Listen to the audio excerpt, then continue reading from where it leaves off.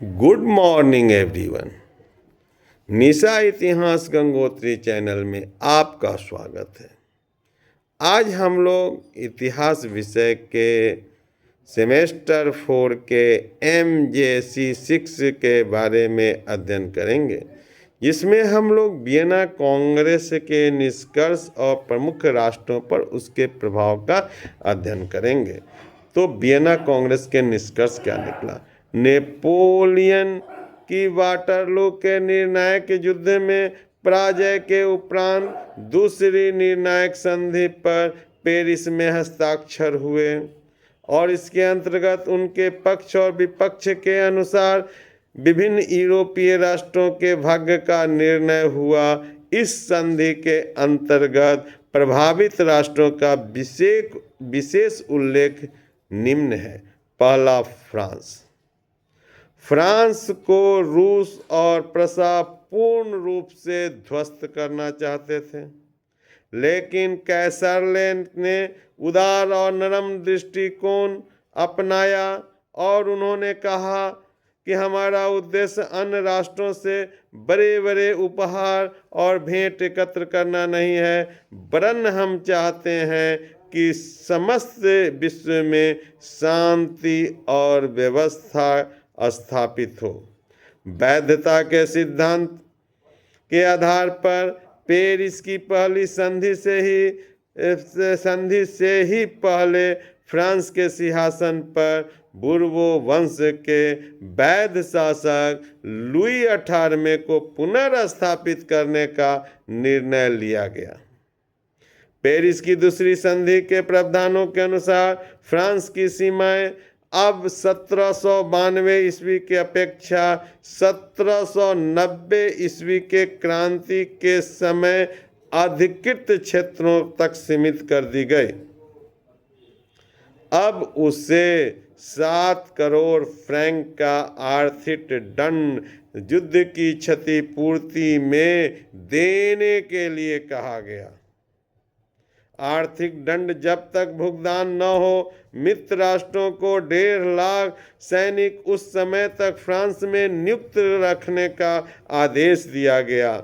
क्षतिपूर्ति के रूप में प्राप्त धन से नेपोलियन द्वारा विभिन्न देशों से लाई गई कलाकृतियों के रख रखाव पर व्यय करने की व्यवस्था की गई, क्योंकि पूरे विश्व में जहाँ जहाँ नेपोलियन जीता वहाँ की कलाकृतियों के लाकर फ्रांस की राजधानी पेरिस में स्थापित किया था।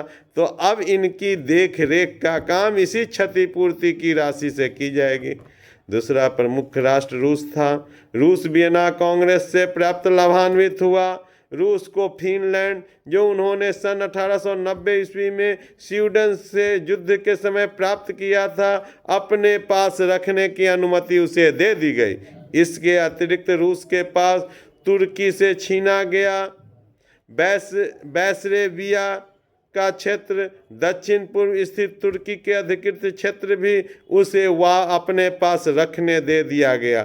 इन सबसे सर्वाधिक महत्वपूर्ण वर्सा के ग्रांड डची का अधिकांश भाग, जहां डच के लोग, हॉलैंड के लोग रहते थे, वह रूस को दे दिया गया।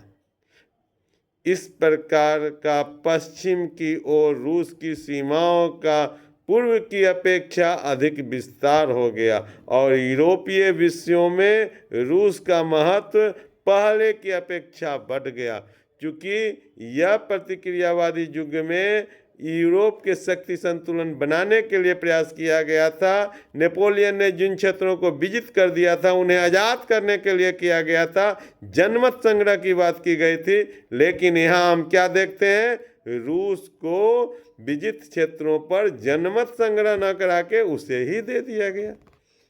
तीसरा राष्ट्र ऑस्ट्रिया आता है। अपने पुराने पोलिश क्षेत्र ऑस्ट्रेलिया को पुनः प्राप्त हो गए, जो उनका हक था।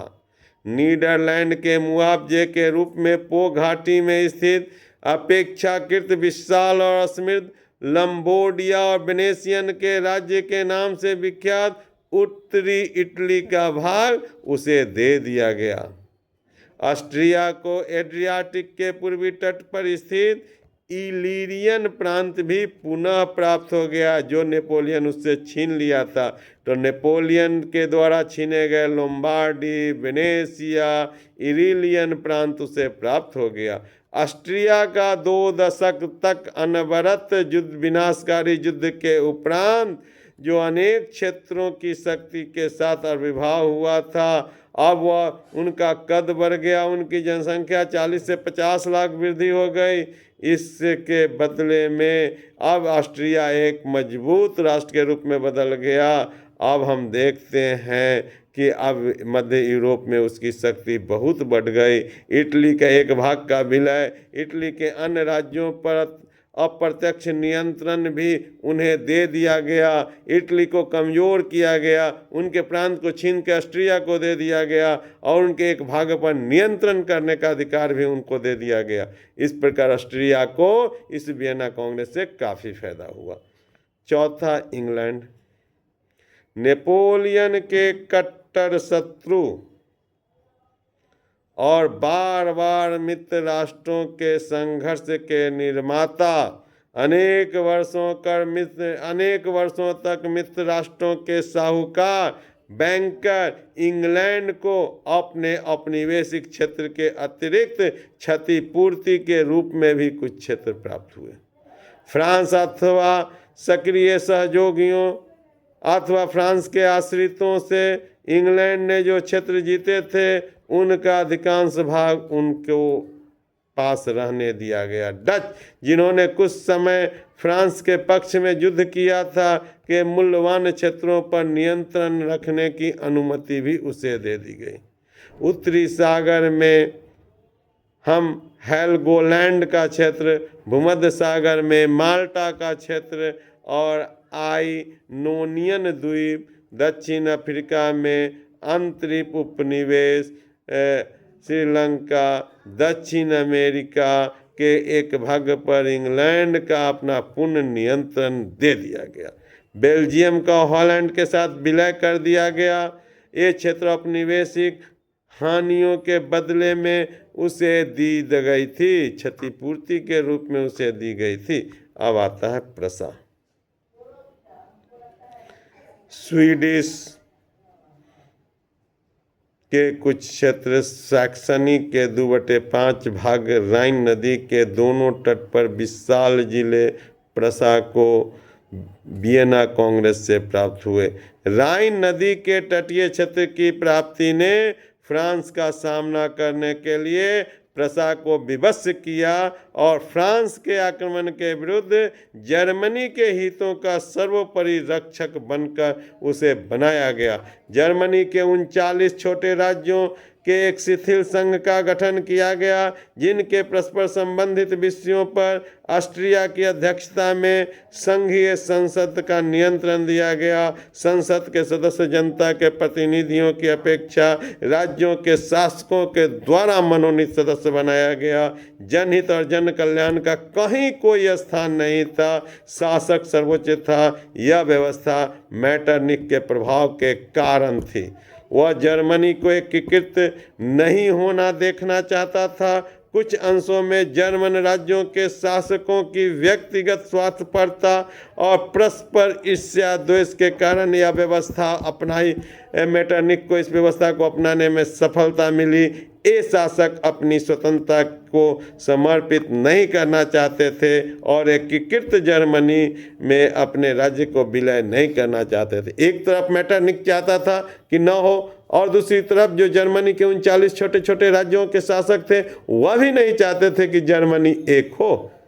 फिर उनकी सत्ता कैसे चलेगी? आम जनता सत्ता में आ जाएगा, जो उन्हें बर्दाश्त नहीं था। और इस प्रतिक्रियावादी युग के साथ जो प्रतिनिधि थे वह भी यही चाहते थे। केवल एक आदमी था, जार अलेक्जेंडर प्रथम, जो चाहता था कि आदर्श व्यवस्था हो, लेकिन उसे काउंटर करने के लिए मेटरनिख था, जो एक चालाक, चतुर और व्यक्ति था। अब इटली के भाग्य का भी वियना कांग्रेस में निर्णय किया गया। कार्य के सामान्य सिद्धांत कि ऑस्ट्रिया को नीदरलैंड अथवा बेल्जियम के बदले में क्षतिपूर्ति के रूप में कुछ मिलना चाहिए था, पुराने राजवंशों को पुनर्स्थापित करना चाहिए, वह पहले से ही सहमति हो गई थी। ऑस्ट्रिया के हितों में क्षेत्रीय व्यवस्थाओं का नियंत्रण किया गया। सर्वाधिक धनी और सैन्य दृष्टि से महत्वपूर्ण लोम्बार्डी और वेनेशिया का क्षेत्र ऑस्ट्रिया को इटली से छीनकर दे दिया गया। इस क्षेत्र से ऑस्ट्रिया समस्त प्रायद्वीप पर प्रभुत्व रख सकता था। नेपोलियन की पत्नी और ऑस्ट्रिया के साम्राज्यिक हैब्सबर्ग वंश की पुत्री मैरी लूसी के नियंत्रण में यह क्षेत्र दे दिया गया। मोडेना और टस्कनी के हैब्सबर्ग वंशजों के जो शासनाध्यक्ष इस राज्य का बनाया गया। इस प्रकार ऑस्ट्रिया का सुसंबद्ध साम्राज्य बन गया। मध्य यूरोप पर उसका प्रभाव स्थापित हो गया। ईसाई धर्माध्यक्ष पोप के राज्यों को पुनर्स्थापित कर दिया गया और इटली के छोटे छोटे राज्यों को कोई संघ नहीं बनाया गया, यानी इटली को पूर्ण रूप से बर्बाद कर दिया गया। अब यूरोप के मानचित्र में अन्य परिवर्तन क्या हुए? स्पेन और 2 राज्यों सिसिली और नेपल्स में बोर्बो वंश के शासन की वैधता के सिद्धांत के अनुसार पुनर्स्थापित कर दिया गया। सार्डिनिया पिडमैंड में सेवोय वंश के राजाओं को, हॉलैंड में ऑरेंज वंश के राजाओं को पुनर्स्थापित किया गया। स्विट्जरलैंड में 3 प्रांत जिनको फ्रांस ने अपने साम्राज्य में मिला लिया था, फिर से उनको जोड़ दिए गए। इस प्रकार उनके पास कुल 22 प्रांत हो गए। इस प्रकार स्विट्जरलैंड की सीमाओं को पुनर्स्थापित कर दिया गया और समस्त यूरोपीय राज्यों ने इस महासंघ की तटस्थता बनाए रखने का आश्वासन दिया। वैधता के सिद्धांत का अनेक विवादों में विजेता को पराजित के मूल्य पर क्षतिपूर्ति देने अथवा पुरस्कृत करने की आवश्यकता का समझौता किया गया। डेनमार्क से नॉर्वे को अलग करके स्वीडन की क्षतिपूर्ति के रूप में दे दिया गया, लेकिन स्वीडन को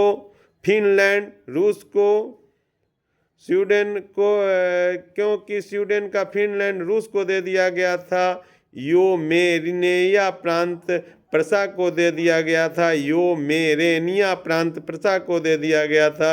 नेपोलियन का सक्रिय सशस्त्र सहयोग के लिए डेनमार्क को दंडित किया गया और मित्र राष्ट्रों का सक्रिय सहयोग करने के लिए स्वीडन को पुरस्कृत किया गया। फ्रांस का सैक्सनी ने भी सक्रिय समर्थन दिया था। परिणाम स्वरूप अपने अधिकांश भाग से सैक्सनी को दंड स्वरूप वंचित होना पड़ा। प्रसा को सैक्सनी के एक भाग पुरस्कार स्वरूप दिए गए। स्पेन और पुर्तगाल के अधिकृत क्षेत्रों को यथावत रखा गया। इस प्रकार हम देखते हैं कि यूरोप में जिन्होंने नेपोलियन का साथ दिया था उन्हें दंडित किया गया और विजित राष्ट्रों ने इन सब के क्षेत्रों पर अपना अधिकार जमा लिया गया और पूरे यूरोप में फिर से पुराने राजवंशों की शासन को स्थापित कर दिया गया। इसीलिए इस युग को प्रतिक्रियावादी युग कहते हैं। थैंक यू, धन्यवाद। आप लोगों से निवेदन है कि निशा इतिहास गंगोत्री चैनल को सब्सक्राइब कीजिए, लाइक कीजिए, शेयर कीजिए। जन जन तक इतिहास को पहुंचाने में निशा इतिहास गंगोत्री चैनल का समर्थन कीजिए। थैंक यू, धन्यवाद।